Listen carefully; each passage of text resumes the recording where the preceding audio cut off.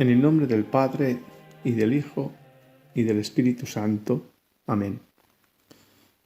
Mis queridos hermanos, esta segunda parte del programa se abordará la causa de la encarnación de nuestro Señor Jesucristo, que no es otra que el modo en que Dios va a reinar en el adestra, en el exterior, en el tiempo.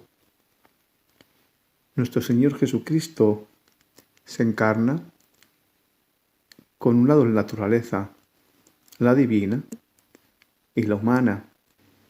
¿Y por qué la parte humana?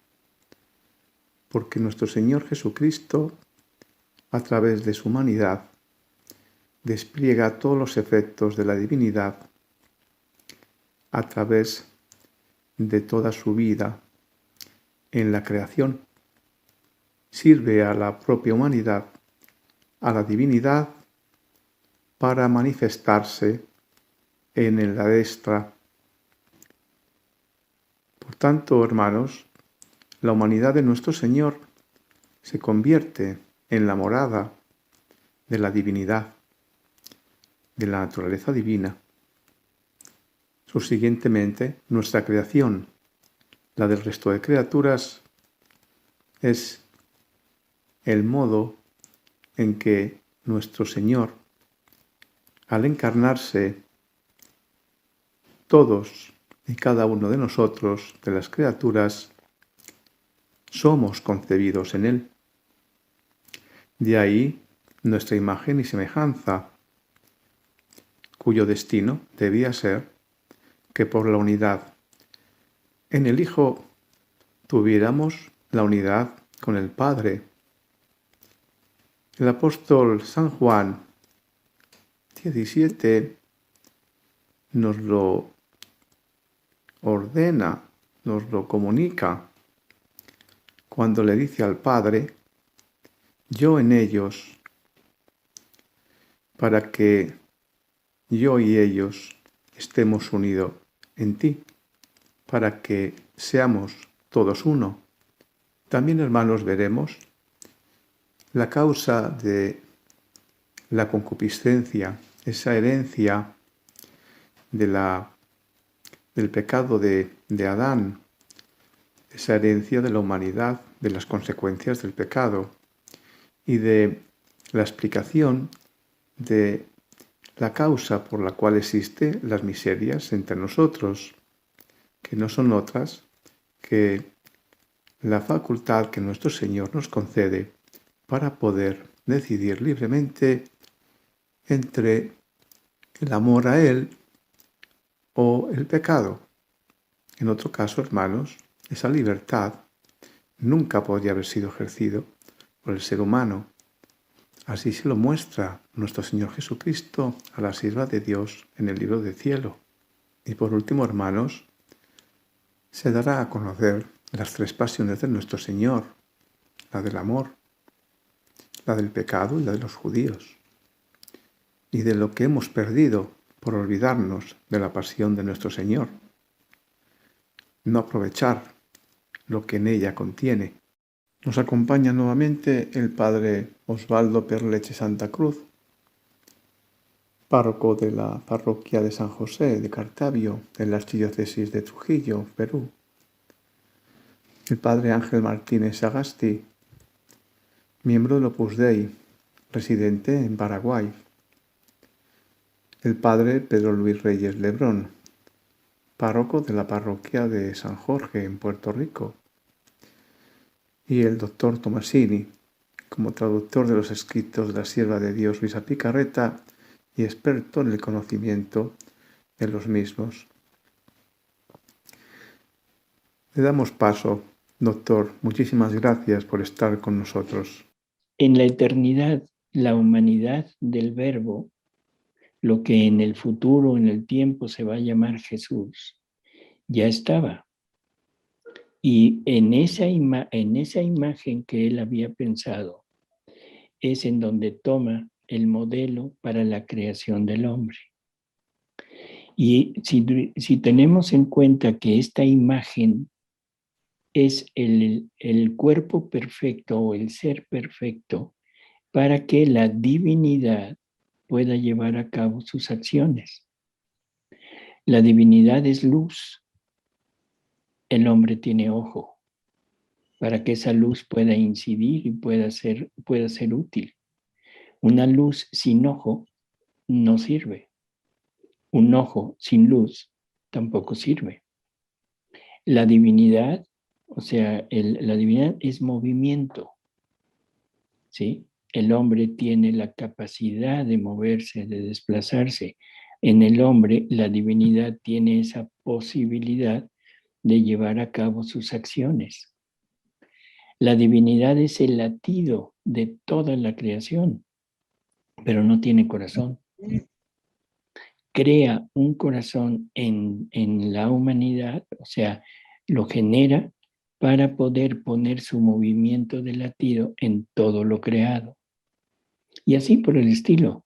Entonces, la imagen que Dios tiene del hombre y del hombre que va a ser su propia humanidad, ahí pone todo lo necesario para que Él, como divinidad, pueda desarrollar sus acciones, pero fuera de la Trinidad.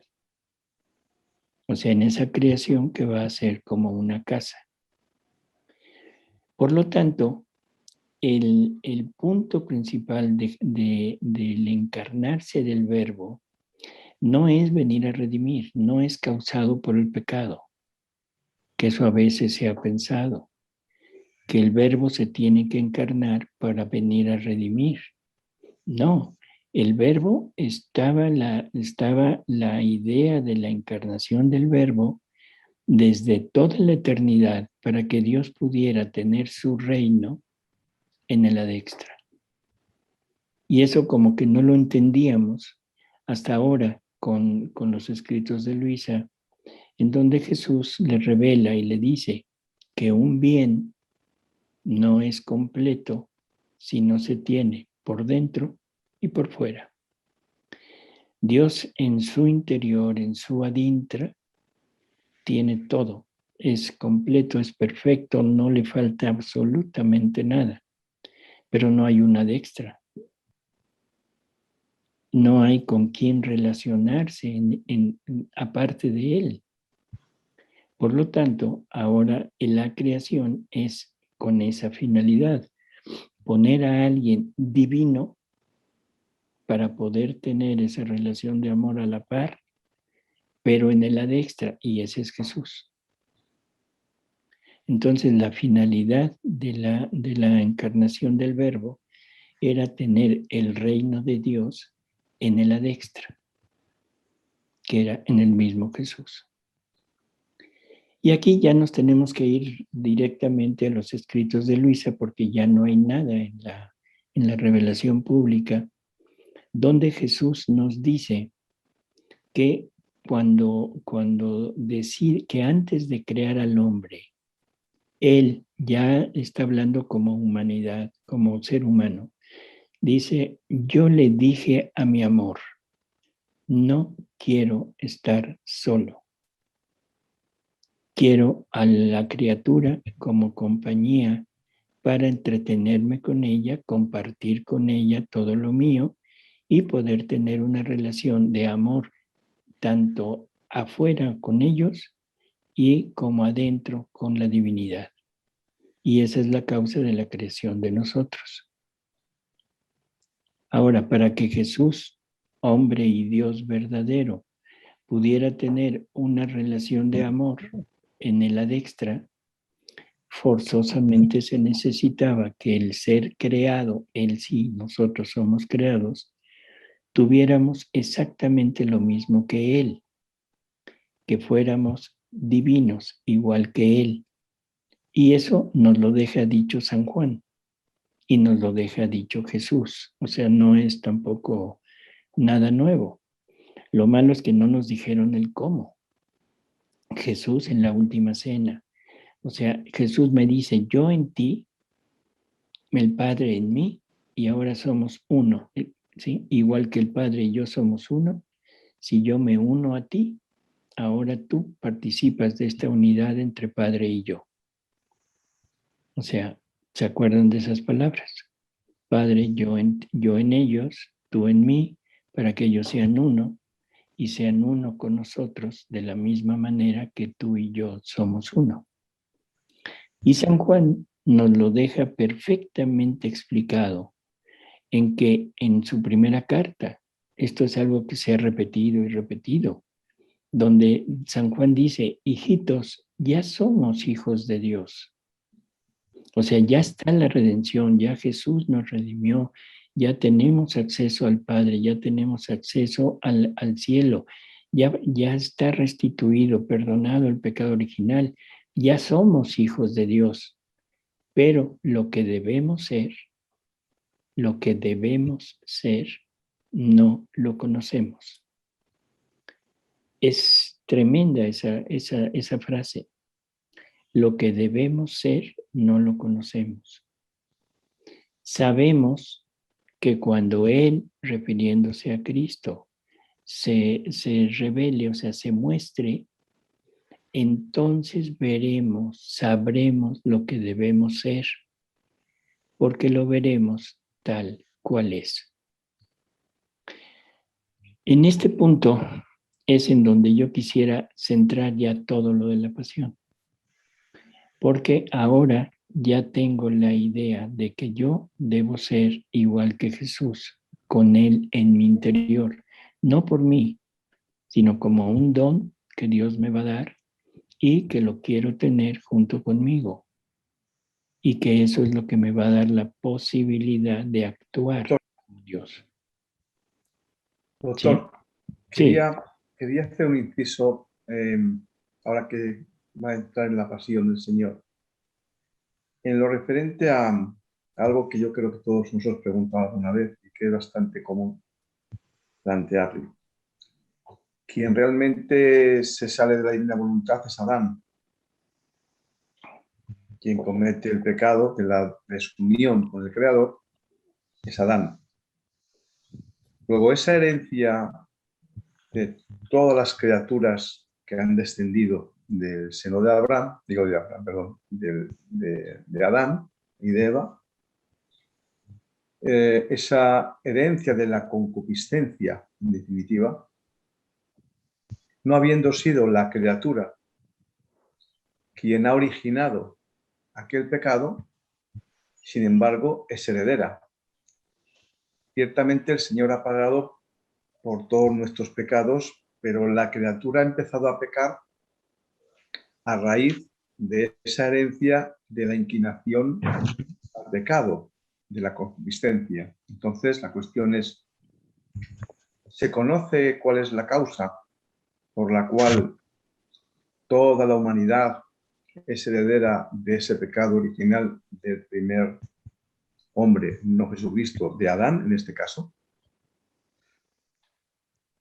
Bueno, yo lo primero que diría, o sea, no sé, es que el pecado no se hereda. Eso es definitivo. Y, o sea, hay mucha controversia con esto. Aquellos dichos de la divinidad que Él castiga la maldad del hombre hasta la tercera y cuarta generación, se ha tomado como que se heredan los pecados. Yo creo que si leemos Ezequiel 18, o sea, el profeta Ezequiel en el capítulo 18 queda perfectamente aclarado que el pecado no se hereda. Se heredan las consecuencias del pecado. Adán comete desobedece a Dios. Pierde con eso el derecho a tener la posesión de los dones que se le habían otorgado, tanto los dones preternaturales como los sobrenaturales. Los sobrenaturales son los más importantes, que era la vida divina y la voluntad divina. En ese momento el hombre queda desprovisto de la gracia y ya no puede tener acceso a la divinidad, ya no puede tener acceso al cielo.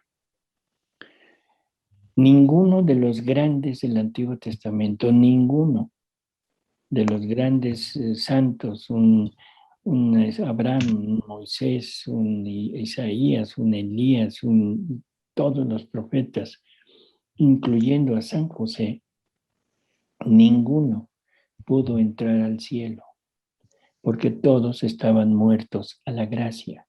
¿Por qué? Porque Adán, perdiendo la vida divina y perdiendo la voluntad divina, ya no la puede heredar.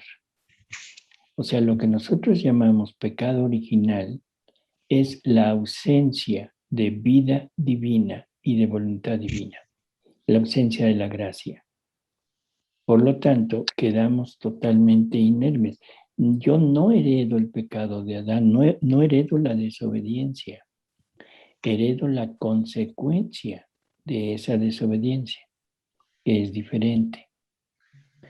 Entonces, aquí ya empezamos a entrar en ese terreno. O sea, pero antes yo quisiera aclarar cuál era la finalidad de habernos creado a imagen y semejanza. Cuando San Juan nos dice lo que debemos ser, lo vamos a conocer cuando Jesús se muestre tal cual es, porque entonces lo veremos en plenitud. Entonces la pregunta es, bueno, ¿qué es lo que vamos a ver? Vamos a ver una humanidad como la nuestra, igualita.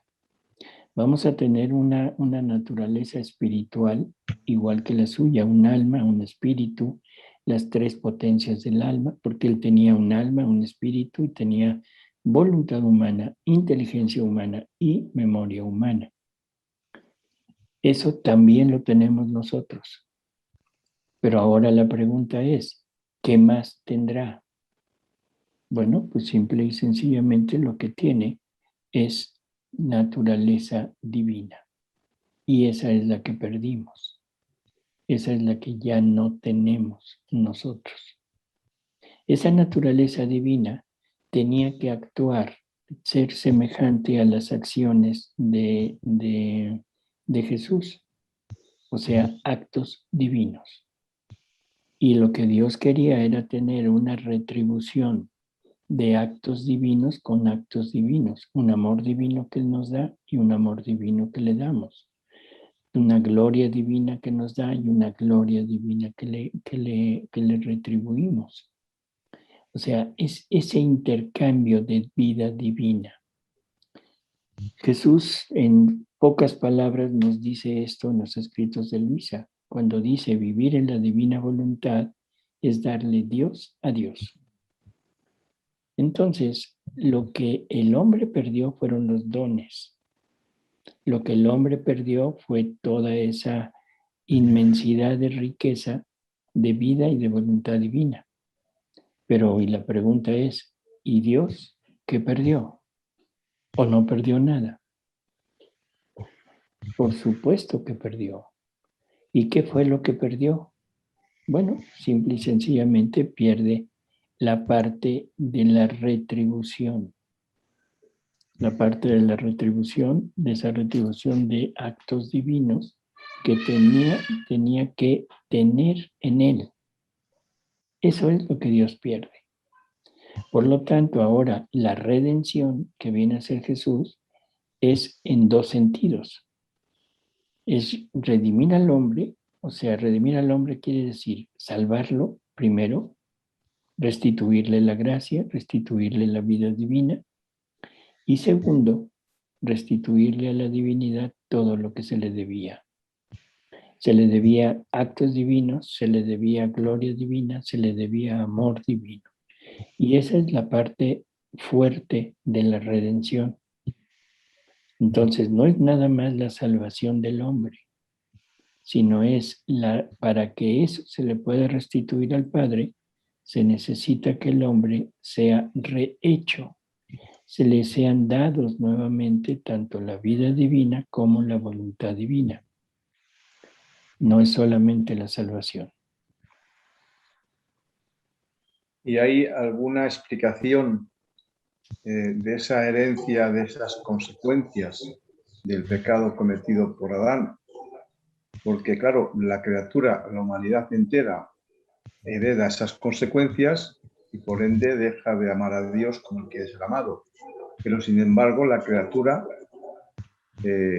empieza a llevar una vida pecaminosa por la herencia de las consecuencias del pecado. ¿Hay alguna explicación a este respecto en los escritos de Luisa? Por eso ahí nace la concupiscencia, o sea, que es el llevar hacia el mal todo lo tuyo. O sea, aquí necesitamos otra cosa. Necesitamos entender algo que puede causar controversia, pero como todo, las miserias son creadas por Dios. Dios nos creó con miserias. Esas miserias estaban dadas al hombre para que el hombre pudiera ejercitar las virtudes. Si el hombre no tiene la desobediencia en sí mismo como algo que lo impulsa a desobedecer, nunca podría decirse obediente. Porque ¿qué iba a vencer? El punto era vencer ese impulso de la desobediencia para hacer crecer la virtud de la obediencia. Si el hombre no tuviera la parte de la lujuria, el hombre nunca se podría decir casto. Y entonces esto genera, como lo dije, genera mucho conflicto, pero si esto es dicho por Jesús, no es dicho por nosotros. Y si no lo creemos, bueno, pues ni modo, o sea, es lo que Jesús le dice a Luisa, hija, no es que no se entienda, no es que no se comprenda, es que no quieren comprender, no quieren comprender. Y entonces vemos la cosa tan suavecita, tan ligera, como que Dios, ese Dios inmenso, infinito, todopoderoso, que todo lo tiene, se sujeta al sufrimiento, se sujeta a la muerte, cosas antinaturales para él, por venir a salvar al hombre sin ningún beneficio para él, totalmente fuera de contexto.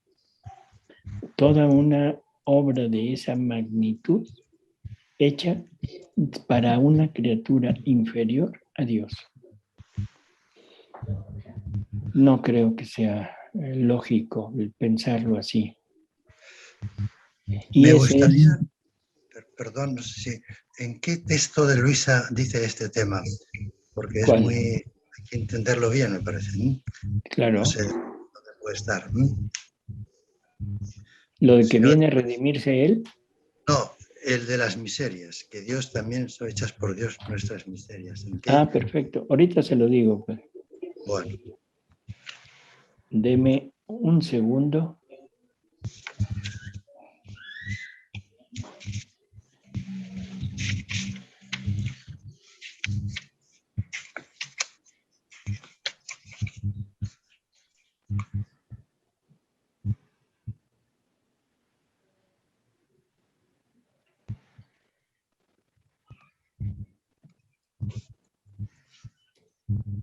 Es en la lectura 6 del libro 6, la lectura 139, Padre.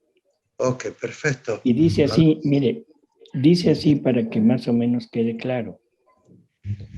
Dice, considerando mi miseria, la debilidad de la naturaleza humana, me sentía ser un objeto abominable a mí misma e imaginaba cómo soy más abominable ante Dios y decía entre mí, Señor, cómo se ha hecho fea la naturaleza humana. Y viniendo Jesús me ha dicho, hija mía, nada ha salido de mis manos que no sea bueno. Más bien he creado la naturaleza humana bella, pero de apariencia engañosa. Y si el alma la ve despreciable, purulenta, débil, abominable, esto sirve a la naturaleza humana como sirve el estiércol a la tierra, que quien no entiende del todo diría, loco aquel que ensucia el terreno con esta suciedad. Mientras que quien entiende sabe que esa suciedad sirve para fecundar la tierra, para hacer crecer las plantas y hacer más bellos y sabrosos los frutos. Así que he creado la naturaleza humana con estas miserias para reordenar en ella el orden de todas las virtudes. De otra manera, quedaría sin el ejercicio de las verdaderas virtudes. Ya. Creo que es clarísimo lo que está diciendo. Sí, entiendo. ¿Puedes repetirme el libro? ¿En dónde? ¿El libro 6 qué número? Es el libro 6, la lectura 139, padre. Es Porque de octubre 24 de 1905. lo que entiendo es que esas miserias son como perfectas, digamos, buenas. No es que sea, no, Dios no puede hacer algo imperfecto, Así pero es. ha hecho limitada la naturaleza humana de tal manera que esas limitaciones pueden servir para que vaya ejerciéndose, entiendo yo, ¿no? O sea, no es, uno puede entender miserias como los males, ¿no? Y Dios no crea el mal, sino las limitaciones, las debilidades, digamos, que uno tiene por su propia naturaleza, tal como es la naturaleza. Él también asumió nuestras debilidades, ¿no? Exacto, pero el punto, A ver, el digo, punto de la miseria, padre, lo de es que la miseria usada por el hombre se convierte en la concupiscencia. Claro, exactamente. Eso es la concupiscencia que ya no es de Dios, es del Exacto. hombre, que el hombre se queda agarrado por ello, pero Dios no crea la concupiscencia. Exacto, hacer uso de las miserias, pero en forma contraria a la que Dios quería. Exactamente, eso sí, eso es correcto. Entonces, que Dios no hace algo malo, sino que es bueno, si sabe, y que la concupiscencia es consecuencia de esa rebeldía de Dios, contra Dios. Entonces, yo uso la desobediencia para desobedecer, claro. no como fertilizante para la obediencia. Sí, bueno, perfecto. Se puede entender entonces como algo más sencillo, como que Dios ha permitido que, bueno, la concupiscencia, que es una consecuencia del pecado, para que tengamos mérito ante Él, si logramos vencerla. O sea, entonces la miseria, yo creo que el ejemplo que usa es perfecto. O sea, el estiércol. Sí. El estiércol aparentemente es algo nocivo, algo no útil, pero puesto en un campo sirve como fertilizante. Sí. Y eso hace crecer las plantas, los frutos, y los hace crecer mejor que si no hubiera estado. Bueno, entonces es entenderlo. El estiércol es bueno, digamos, es bueno. Es bueno. Sirve para cosas buenas. Entonces, digo, no se entienda que es como si fuera algo malo, ¿no? O sea, las limitaciones nuestras, Dios las ha hecho así, porque así es nuestra naturaleza. Y tenemos debilidades y cosas de ese punto. Y si además está el pecado, que es la concupiscencia, entonces estamos arrastrados por la concupiscencia en esa dirección. Hace falta gracia para que yo contrarreste esto y no me deje llevar en esa dirección, sino que con ese modo que tengo actúe como el estiércol, que da fruto, que produce esos buenos efectos, ¿no? Así es, ese es exacto. Y por eso puede decir San Pablo que él presume de sus debilidades, porque así recibirá mejor la gracia de Cristo, cuando él habla eso de sus debilidades. Bueno, o sea, exacto. O sea, todo va encaminado a lo mismo. O sea, el hombre pierde, sí, como dijimos, el pecado tiene tres acciones. O sea, defrauda el amor y la gloria de Dios. O sea, que ese es el primero. El segundo es ofende, ya una ofensa real a Dios. Y el tercero es debilita al hombre. Le resta fuerzas para poder enfrentarse a sus miserias sin la unión con Dios. Que esas son las tres pasiones del Señor, que es la pasión del amor, la pasión del pecado y la de la debilidad, de la pasión que sufrió físicamente. Son los tres efectos del pecado. Así es. O sea, ese es el punto. La pasión del amor restituye el amor que todos deberíamos de haberle dado al Padre. La del pecado paga las culpas que nosotros habíamos adquirido, las deudas que habíamos adquirido, y las paga en Él, o sea, por medio del sufrimiento. Y la última pasión, que es la del hombre, ahí restituye las fuerzas del hombre. O sea, nos da su pasión exactamente para eso, para poder usar la pasión. Y yo creo que este es el punto final de esta plática. Sí, perfecto. Porque después podríamos ya entrar en una segunda ocasión en qué quiere decir esto que voy a leer ahorita. Porque dice, una de las causas del alejamiento que existe en la actualidad entre el hombre y Dios es el haber perdido de vista mi pasión, por lo cual el mundo se ha desequilibrado. En las tinieblas no ha encontrado la luz de la pasión que lo ilumine, y haciéndole conocer mi amor, cuántas penas me cuestan las almas, pueda reaccionar y amar a quien verdaderamente lo ha amado. La luz de mi pasión guiándolo, lo pondría en guardia de todos los peligros. En la debilidad no ha encontrado la fuerza de esta pasión que lo sostenga. En la impaciencia no ha encontrado el espejo de mi paciencia que le infunda la calma, resignación, y ante esta, avergonzándose, tenga como un deber dominarse a sí mismo. En las penas no ha encontrado el consuelo de las penas de un Dios, que sosteniendo las suyas, le infunda amor al sufrir. En el pecado no ha encontrado la verdadera santidad, que haciéndole frente le infunda odio a la culpa. Entonces, si entendemos esto, ahora yo quiero repetir las primeras palabras. El haber perdido de vista mi pasión. O sea, no hemos usado la pasión de Cristo para vencernos nosotros. Y otra vez aparece San Pablo aquí. Tenemos que completar en nosotros lo que le faltó a la pasión de Jesús. Y la pregunta es, ¿qué le faltó? Le faltó que la hiciéramos nuestra. Eso no lo podía hacer Él. Eso hubiera sido obligarnos. Y esto tiene que ser voluntario. Entonces, lo que le falta a la pasión de Cristo es que yo me la ponga como una vestidura, como si fuera un cilicio que me está mortificando, pero un cilicio que a la vez de mortificarme me da la fuerza, me da la luz, me da la santidad, me da la resignación, me da la calma.